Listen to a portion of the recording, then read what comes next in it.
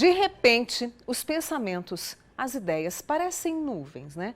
E aí elas passam, você fala, vem cá, não consegue alcançá-las e ó, elas vão embora.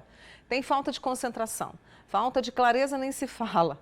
Isso tem nome, névoa mental, mais comum do que se pensa. E por que isso acontece? Com a gente hoje, o neurologista Dr. Reinaldo Grinovitch. Quando eu vi esse tema, eu falei, Reinaldo, me ajuda a entender o que é isso, porque eu acho que a maioria de nós, em algum momento, tem esse tipo de sintoma, né, Reinaldo? Obrigada mais uma vez. Imagina, que é isso.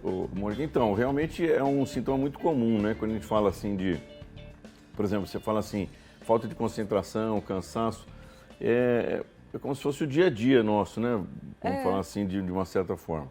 E essa névoa mental, na verdade, eu acredito que quando a pessoa quer falar esse tipo de termo, ela está querendo dizer dessas doenças que afetam a concentração, que perde a motivação, que você fica meio confuso. E, na verdade, isso traduz como se fosse um quadro depressivo numa fase inicial, né? É mais ou menos isso que traduz, sabe? Hoje a gente sabe que, por exemplo, as doenças que afetam a concentração, elas são muito comuns. E são pouco diagnosticadas, né? Elas são pouco diagnosticadas. Às vezes é um problema que começa na infância, não é bem tratado, e a pessoa se torna um adulto com falta de concentração. E é um adulto que tem grande chance de ter má desempenho, uma série de problemas pessoais, problemas financeiros e por aí vai, sabe? Mas quando ele fala névoa, na verdade, eu acho que ele está traduzindo, né? Ou falando de uma outra forma, os quadros depressivos, que estão numa forma inicial, numa forma sublatente, né? Existe um quadro que é muito comum, também pouco diagnosticado, que é a distimia, né? Que é uma depressão crônica. Sim. Que a pessoa tem uma depressão crônica, sempre está mais para baixo do que para cima, né? Existe o linha normal do humor, e a gente fica sempre ciclando aqui para cima. Mas tem pessoas que são para baixo, e você tem um episódio depressivo grande, mas tem pessoa que está sempre embaixo.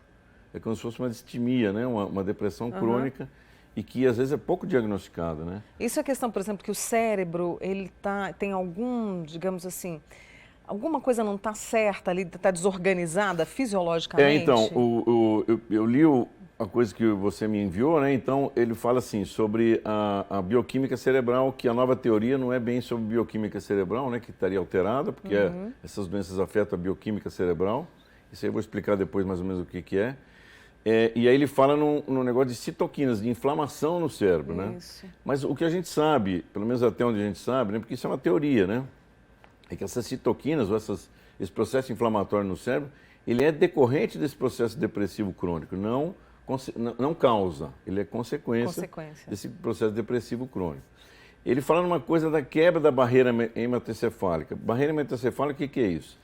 Por exemplo, por que um câncer cerebral você não consegue tratar com quimioterapia? Porque o remédio não penetra a barreira hematocefálica. Então, essa barreira hematocefálica é uma proteção que o cérebro tem para não deixar qualquer coisa entrar para dentro do cérebro, porque senão a gente não viveria bem, né? Você tomaria qualquer remédio, ele teria possibilidade de penetrar no cérebro. Então, existe essa barreira não se quebra tão facilmente assim, né? Só em algumas doenças. Então, isso aí é uma teoria que ele está propondo, de que essa nova barreira hematocefálica está sendo quebrada e gerando as citoquinas. O que é essa questão bioquímica? O cérebro ele trabalha com o princípio de energia elétrica. É corrente elétrica que passa no cérebro o tempo todo. Interessante. E essa corrente elétrica ela é passada, ela é potencializada por uns neurotransmissores, que é essa bioquímica cerebral, né? Que é o que a gente conhece. Serotonina, noradrenalina, acetilcolina.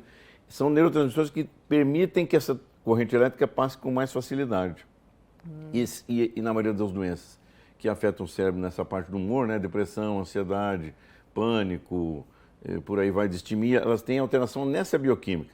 Então você precisa regular com algumas medicações, essas neurotransmissores precisam ficar numa quantidade adequada, na posição adequada para poder ter uma função cerebral boa. Né? Para a gente ter essa qualidade de vida que a gente tanto quer, né?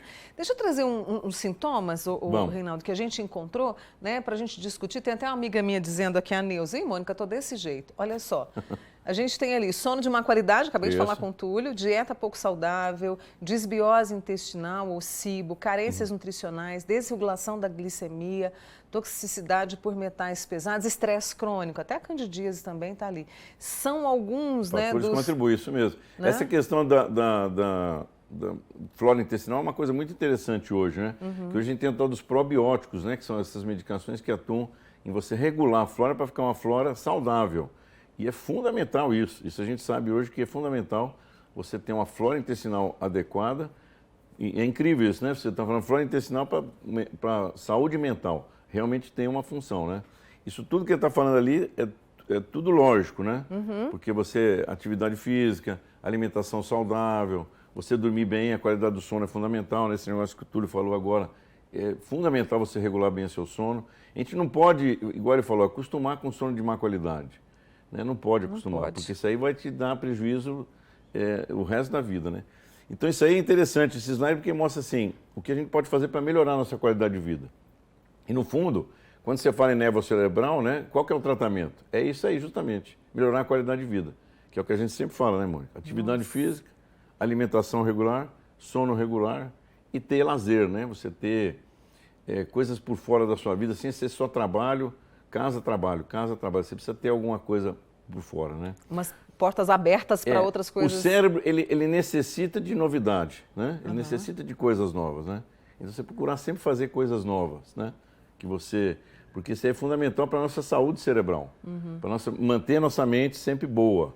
A gente procurar sempre coisas novas, né? E aí a gente precisa de algo, a Neuza está até perguntando, Mônica, tem cura? Quer dizer, tem, né? A gente pode... Tem, com essa questão da mudança do estilo de vida, e para isso o Bernardinho falou ontem numa palestra que eu fui, disciplina. A gente se perde nesse... Mas isso aí, Mônica, é o grande problema. O que a maioria das pessoas querem, né? Não estou falando do Brasil, não, isso é no mundo. A maioria das pessoas, o que elas querem? Elas querem uma fórmula mágica, né? Você vai lá, toma um remédio, amanhã você acorda e está tudo bem. Porque mudar hábito de vida que é o problema. E isso é que dá qualidade de vida. São coisas difíceis, que você tem que mudar coisas internas suas, mas você mudar hábitos de vida. Você mudando hábitos de vida, tendo mais qualidade de vida, você tem uma vida melhor. Mas o duro é você mudar hábito, né? Você passar um remédio para a pessoa tomar, ela toma, é fácil. Marca teu horário, vai lá e toma um remédio.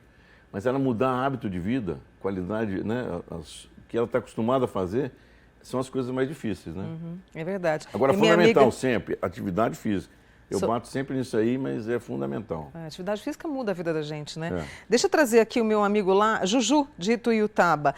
Zumbido no ouvido pode ser um sintoma dessa névoa mental? Então, zumbido é um desafio na medicina, sempre foi, né?